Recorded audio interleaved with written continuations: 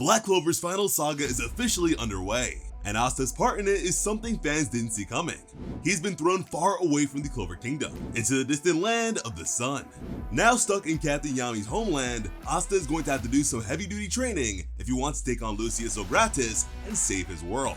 But even for someone with Asta's workout routine, this is not going to be an easy task. This training regimen is going to test him like nothing we have ever seen before.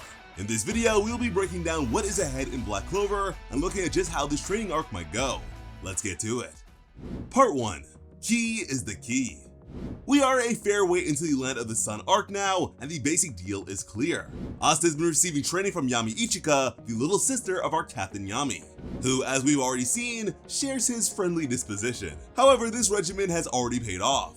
Ichika demonstrated the Z10 or Heavenly Severance technique to Asta, and he was immediately able to replicate it. Even in a short time, Asta has grown immeasurably thanks to Ichika and Ryuya's tuition. He has gone from learning to sense ki within his opponents to performing a technique that can shatter mountains. This is a path that could lead to Asta becoming strong enough to equal Lucius. Perfecting the Severance and learning how to best employ it will be his focus for a while going forward. However, it is likely that our young Black Bull will get far more out of this than the regular Z10. For starters, key manipulation will be a great help to Asta's Devil Union mode. At present, he is only able to maintain it for 5 minutes, 10 if he focuses on a single arm. But if Asta can master control of his ki, that should give him some additional ability to control the unification. Both Devil Union and Ichika's abilities come from managing your own life force, building it up, or merging it with another. These skills overlap. With additional mastery of his ki, Asta should be able to break past Devil Union's time limit or even enhance its output. Imagine if he was able to gain fine control over anti-magic beyond the full force release of the Z10. We could see all sorts of new powers like an anti-magic field or projectile weapons. The sky's the limit for this approach. Dragon Ball uses ki to justify no end of flashy energy blast techniques, and so could Black Clover be going down a similar road. Even if it never gets as extreme as DBZ, this approach to anti-magic leaves the door open for all sorts of special moves. Imagine being able to project a blow behind your enemy, or by forcing your anti-magic inside them, disrupting their magical energy. There are many possibilities here. But before we go any further, make sure you've hit the subscribe button, rung the notification bell, and click like for your daily dose of plot armor. But back to the video. Part 2. Training and Tourism. We know that combat training is going to be Asta's focus for the moment. However, the Land of the Sun is a big place. Asta has been thrown across the world to an entirely different continent. He's going to be doing more here than just training. This is the final major arc of Black Clover, and it is likely Asta's last chance for a big power-up. There's a good chance he's going to get more out of this than just some practice with Ichika. He could find artifacts, make new allies, and even discover secrets of the magic system. So let's go over some other things that could happen while Asta is in the Land of the Sun. To start with, he might be able to learn how to use scrolls. We saw these long rolls of paper being wielded by street performers. They could use them to work magic called Yojutsu in the Land of the Sun. They look quite distinct from grimoires and may work differently. Asta might be able to use one to somehow supplement LIEBE's grimoire. However, Ryuya's words suggest that is not going to help Asta. When confronted by the bandits, he points out to them that he has no Yoryoku whatsoever, this being the local term for magical power. And so however different scrolls and grimoires might be, it appears you still need some innate power to use either. However, Ryuya gives us another potential power-up avenue, namely, the abilities of his mysterious eye. Somehow, despite having no magic of his own, the Shogun sees things. He can witness events going on in the Clover Kingdom. He knows what Lucius plans to do. He can even see the immediate future when walking down the street. Without an ounce of magical power, he can pull off foresight just like Lucius. That ability would be beyond useful for Asta. It would be the natural counter to time magic, letting him see his enemies' moves before they can make them. However, it is unlikely to be something you can simply learn. It's more like some kind of inherent trait, an abnormality that Ryuya was born with. We have seen similar people before, such as Lichita with her mana drain ability. Even if Asta could somehow learn to see the future this way, there would probably be side effects. Ryuya likely wears that eye patch for a reason, though given his less than serious personality, it could simply be to make himself look cool. But on that note, during the Yami Clan Massacre flashback, we actually see a young Ryuya without his trademark eye patch. He looks completely normal in this sense, so who knows what the source of his power might be. Furthermore, with this interruption of Asta and Ichika's clash, he displayed a level of finesse, speed, durability, and stealth that is especially astonishing for one so devoid of magical capabilities. With this in mind, I am certainly under the impression that once Asta completes his 10 training, Ryuya will have much more to teach him. And you know, thematically, providing a similarly mana-inept character at this stage of the game as an aid to Asta very much points towards some degree of specialized instruction. After all, this has essentially been the pipeline of tutelage for Asta throughout the story. Yami for swordsmanship, Noct for devilish power, and now, potentially Ryuya in regards to magiclessness. And speaking of aids, we actually have the elemental spirits. We know that there are 4 of them in total, and the 3 we've seen are extremely formidable combatants. Finding the remaining spirit could be a great help to the Clover Kingdom forces. Even if Asta can't use spirit magic himself, bringing it back home could give one of his allies a significant power-up. Imagine all 4 elemental spirits being able to fight together. The only problem with this is a simple one. We've ultimately got no reason to presume that the Earth Spirit is in the Land of the Sun. It feels like a safe bet. Our story has already taken us to all 4 kingdoms, and we've seen no sign of it thus far. But the 3 remaining spirits all tie very closely to one of the 4 sweet kingdoms we have been focused on. Undyne, the spirit of water, attends Princess Lolopechka of the Heart Kingdom. Sylph, the spirit of air, has bonded with Yuno, Prince of the Spade Kingdom. Salamander has made a connection with Figelion Vermilion, and while he is not a literal prince, House Vermilion is a royal family of the Clover Kingdom. This pattern seems consistent. Each time, we've seen a spirit connect with royalty, and each time, it has been from a different one of the 4 kingdoms. If we keep to this line of logic, you'd expect to see the Earth Spirit within the Diamond Kingdom having bonded with a member of its royal family. Perhaps it already has. We've actually not seen much of their kingdom and have only met 2 of their 8 shining generals. However, the Spade Kingdom was having an easy time fighting the Diamond forces. It's more likely that the spirit was driven away. Perhaps its wielder was one of the first targets of Morris's Mage Stone experimentation. This could have led our Earth Spirit to run as far away as possible from the Diamond Kingdom. If so, we have our reason for it now residing in the Land of the Sun. Unfortunately, this would make Asta's task of getting it to come back home with him far harder. The Earth Spirit might just be in hiding, reluctant to return home and risk being experimented on again. And so it will likely take some work for Asta to persuade the creature that things are different now. And listen, although these spirits at one point or another appear to be evenly distributed, let's be honest here. The Clover Kingdom has a spiritual monopoly going on right now.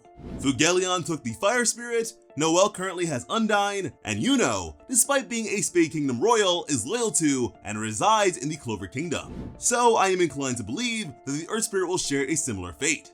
Now, as for whom I would imagine would be likely to harness such a power, again, we have to keep in mind the theme of royalty. With that being said, I have to go with a sort of outlandish concept here and select an unconfirmed royal in the form of our friend, Charmy. Which leads us to the dwarves. The traditional counterpart to elves have been missing for Black Clover's lore across the story. We know that Charmy is part dwarf, but that's all we've got. How did this magically powerful race just disappear? Why is this seemingly unremarkable Clover Kingdom girl descended from one of them? We still have no answers, but we might be able to finally get some. The Land of the Sun employs T-dolls that bear a striking resemblance to Charmy. These little things are seemingly some kind of advanced robot, but they're more independent than simple puppets though. They can enter a room, dispense tea, hand it to a guest, and withdraw without any direct supervision. It's quite impressive technology and something we haven't seen reflected elsewhere in Ryuya's kingdom just yet. Perhaps dwarves still live in the Land of the Sun. They may have migrated across the world long ago, leaving the Clover Kingdom behind them. Or perhaps these are a different race of dwarves, ones who still endure while those in the Clover Kingdom largely died out. Either way, Asta's meeting with them is potentially huge. Dwarves are legendarily powerful magic users. We've seen how terrifying Charmy can get when she gets serious. If Asta wanted allies to join the fight against Lucius, they would be a big help. Even if they don't join him physically, however, their technology may be an even bigger boon. Lucius's most terrifying ability is his soul magic. One touch is enough to turn regular humans into his loyal paladins. If the Magic Knights are going to stand up to him, they're going to need armor strong enough to keep them safe. Who better to forge something like that than dwarves? They may even be able to provide warrior dolls. Imagine soulless automata warriors who would be immune to Lucius's touch. What if Asta could bring a dwarven engineering team back home and have them meet up with Sally? Dwarves are notorious throughout fiction for being heavily associated with mining, forging, and the earth in general. And for Charmy to be the one and only example of dwarvish lineage this late into the story, I'd like to believe there is something especially significant about her origins. So again, yeah, I would give the Earth Spirit to her. Overall, there are just so many possibilities here. The Land of the Sun is an entirely different continent, one we know almost nothing about. Even beyond Asta's training, there are all sorts of things that could happen during this arc. All these long-running mysteries could finally be answered. However, before they are, Asta has to get through his training. He needs to get strong enough to take on Lucius, and that is going to be difficult. Part 3. The Rocky Road. There is one significant obstacle standing between Asta and mastering those high-tier key techniques with Ichika, and that obstacle is Ichika herself. Asta's new teacher has not tried to hide her feelings about him. Even before saying a word to the Black Bull, she was giving him a silent death glare from across the room. She has told Asta to his face that she hates men like him. Ichika will train Asta, but she is only doing it for Ryuya. She serves the Shogun faithfully and will obey his orders, but she does not even pretend to like it. This does not create a good environment for training. Especially after their clash during the night, if they are going to get anywhere, step 1 will be to repair the relationship between the two. Unfortunately, this is going to be difficult. Asta is not so great at being delicate, and even just being himself seems to annoy Ichika. She seems to expect good manners from people. Asta just talking to Ryuya informally comes off like he's being rude towards her beloved Shogun. And that's all before you get into the issues surrounding her brother. Yami Sukehiro was young when he left the Land of the Sun, but he left a big impression. His slaughter of the Yami clan is something Ichika has not forgiven or forgotten. As far as she's concerned, Sukehiro killed everyone she has ever known and loved in cold blood. And here comes Asta, Captain Yami's biggest fan. Is it any wonder she would find his talk about her brother infuriating? Asta is part of the Black Bulls. He is closely associated with the man Ichika hates most in the world. This relationship was always going to be rocky. Unfortunately, it is going to be very difficult for Asta to overcome this issue. I mean, how can you apologize for killing an entire family? Even if he did, it would require him to accept Captain Yami's guilt. And there is no way that will be an option for our boy. He can try to learn from the other Ryuzen instead, running away from Ichika and talking to more friendly faces. However, this can only do so much. The Ryuzen are clearly the national heroes of the Land of the Sun. They will have their own duties to take care of. There are always bandits to fight and dungeons to clear out. They might even have a war of their own to deal with if this continent holds countries beyond the Land of the Sun. Whatever the case may be, it is a safe bet that this group of heroes will have jobs to do besides looking after Asta. Ryuya assigned Ichika to train him, so the other members of the group won't feel too obligated to do much. This is going to leave Asta in a bad situation. His only option for a teacher is a woman who hates his guts. He has to learn from a master who will put him through hell every chance he gets. But this is Asta we are talking about here. Normally, he would just suck it up and throw himself headfirst into his training. That bullheaded approach has gotten him this far after all. He's made it all the way from Hage Village through persistence and determination. And to be fair, Asta has never been the sort of character to persuade others by his words. He does so by his actions and his merit. However, there is a shadow hanging over Asta's heart that hasn't been there before. This isn't the first time he has had to try and train while his friends are off risking their lives. He knows he can trust his fellow Black Bulls to hold the line until he gets back. But Lucius can twist people with a simple touch. Sister Lily went from her normal sweet self to Lucius's willing helper. She tried to kill Asta. What's to stop Lucius from turning every member of the Black Bulls into a paladin? What's worse, there is no guarantee he can fix this. The elves were exercised by a combination of powerful magic. Light, William, and Asta worked together to make their souls pass on. But that was only possible after the elves were defeated, and the paladin case is a different situation in general. There, the elves were simply returned to the cycle of reincarnation. The spell helped their souls move on. Paladins, however, retain their original soul. Lucius's magic transforms it to tie them to a devil. Asta managed to relieve Princess Lolopechka of her devilish transformation.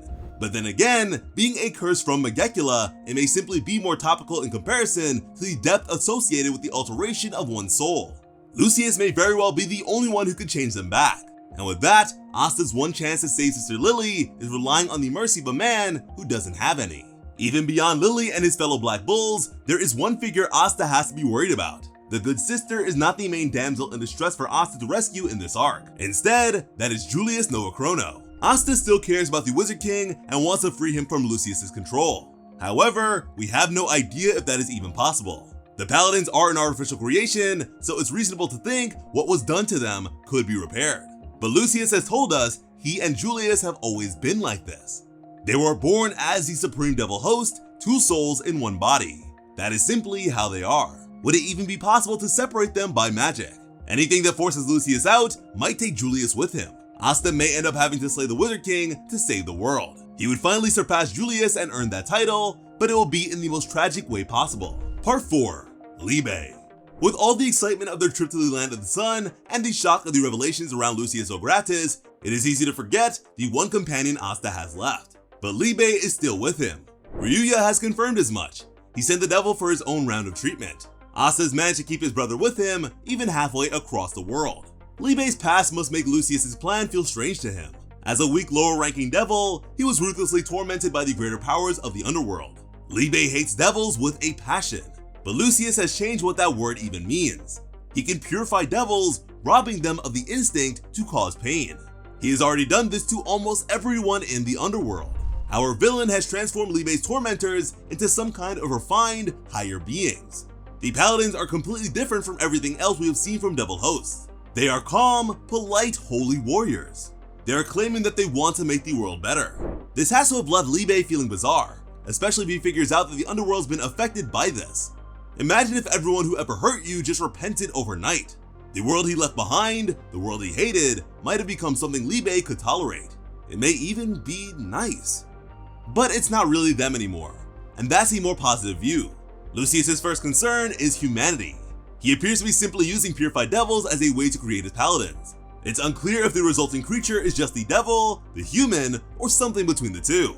The devils could be more like a source of fuel to Lucius. They may just be magically powerful beings he can control and use as raw material to make his paladins. This would be something close to an extinction event for the underworld. Even if they did survive, everyone within is no longer truly themselves. There are only a few true devils left, and one of them is LIEBE, a devil who hates all other devils. He may now end up being the last true member of his species if Lucius gets a hold of Noct and his subordinates. It's hard to really tell how LIEBE is going to feel in the face of everything that has happened. However, he's going to have as much of a personal stake in this arc as he did during the Spade Kingdom. Even if he is conflicted about what Lucius is doing, he is going to have his brother's back to the end. Which opens up an interesting question. Could LIEBE go through its own training arc here? The Land of the Sun is clearly familiar with spirits. Ryuya didn't show the slightest bit of surprise at LIEBE being found with Asta. If these people are knowledgeable about magical creatures, they may have information that could help LIEBE develop his powers too. We could get into all sorts of lore if we go down this route. Why does LIEBE possess anti-magic? What else could he do with it? Could he learn anti-magic spells like more powerful devils? LIEBE has spent all his life on the run, so he's never had a chance to learn these things before. There are a lot of possibilities to develop his powers further, which would give LIEBE and Asta a major edge for the final fight. However, the true potential here goes beyond any cool new anti-magic. We could give Asta a real training buddy for the final arc. He sparred with the other Black Bulls now and again, but it was never too extensive. He worked together with LIEBE to get Devil Union under control, but that was just coordination. They were having to figure out how to synchronize properly rather than grow stronger together. This arc will be proper Asta-style rigorous training, only now he will have a friend. LIEBE will be someone Asta can share the pain with, sweat with, and laugh with too. Part 5. What they come back to. The Land of the Sun has a lot of potential to be a super fun arc for Black Clover. Asta's got a whole new country to explore and a ton of wacky new friends to make. He will get stronger with that training arc, and he will learn more about this new kingdom. He may even be able to find some allies for the fight against Lucius back home. We could see Asta returning to the Clover Kingdom at the head of a fleet, bringing the Ryuzen 7 and all his new friends home to help stop Lucius. But once this part of the arc is over, we will likely be hit with something seriously bleak. The Clover Kingdom has some strong defenses left against their former Wizard King. We spent the better part of the Spade Kingdom arc building up Asta's allies. The Black Bulls held their own against the Zogratis siblings consistently, with Magna and Noel excelling beyond what anyone could have expected. Yuno showed he had nothing left to prove in his duel against Zenon. These are powerful, determined mages who will stop at nothing to find their friend and defend their homeland. But this time, they are fighting a foe that is almost impossible to beat. The time magic the Zogratis brothers got from Astaroth is already extremely strong. It made Julius powerful enough to face off against Patri even without revealing his full power. This is the type of spell that borders on invincible, since no force can truly defy time. Anti-magic is the only known counter to it, since it counters all types of magic. And even Asta has struggled against Lucius. He is only human after all. What's worse is that our foe is literally unstoppable is only half the problem here. Lucius's inherent soul magic is far more disturbing than his time control. We've had a taste of what it can do with the paladins, creating devil hosts with a simple touch. However, the potential for this ability is insanely high. If Lucius can manipulate souls, can he remove them from a person's body? Can he target them directly with his attacks? This ability is one of the most potentially horrific sources of power possible for a villain. We have no one else in Black Clover who has magic remotely comparable to this, but one other anime character is quite relevant. Over in One Piece, the villain Big Mom possesses an extremely similar power. Having eaten the Soru Soru fruit, she was able to imbue various objects with fragments of her soul. These homies became her loyal minions and were the source of some amazingly potent attacks. Big Mom created them from fragments of souls she drained from other people. She could even take the life from her foes without even touching them via her soul focus. The combat potential of this power set is beyond terrifying, even more so if magic is so closely associated with the soul of a person. With the level of the foe they're facing, the Magic Knights won't be able to do much beyond play for time. They'll hold out for as long as they can, but at that rate, they are going to lose. The only question is whether they can hold Lucius off until Asta gets back. If they can hold the line, Asta's fight will be fairly even. It will be another war where he shows up just in time to end it. If not though, the Clover Kingdom will be a conquered nation. Lucius will convert as many people as he can into loyal servants. What few allies Asta has will have to fight their way through a paladin army to even reach Lucius. Everyone he knows and loves will be fighting to stop Asta. He would truly be the flaw in the world. Now that would be horrifying. But for now, it is just a possibility. What do you think we will see when we get back to the Clover Kingdom? Could any of the Black Bulls make it through once Lucius starts his assault? Let us know your thoughts in the comments down below. As always, I am Slice of Otaku. Thank you all so much for watching and have an awesome day. I love you.